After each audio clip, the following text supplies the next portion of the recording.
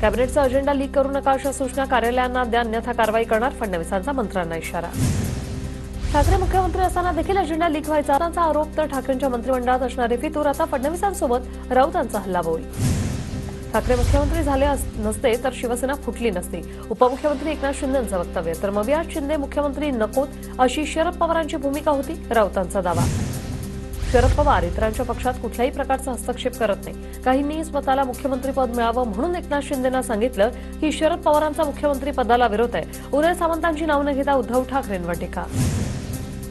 मनपा निवडणुकीत ठाण्याचा भगवा फडकवायचा आहे, संजय राऊतांचं एकनाथ शिंदेंना थेट आव्हान। पुण्यातील ठाकरे गटातील काही पदाधिकारी शिवसेनेत प्रवेश करणार, येत्या 2 दिवसात नावासह माहिती देणार, उदय सामंतांचा दावा।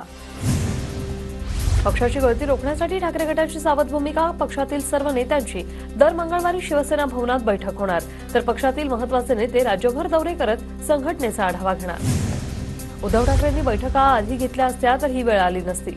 पक्षातील गळती रोखण्यासाठी आता प्रयत्न सुरू, ठाकरेंच्या दर आठवड्याला होणाऱ्या बैठकीवर प्रताप सरनाईक यांची टीका।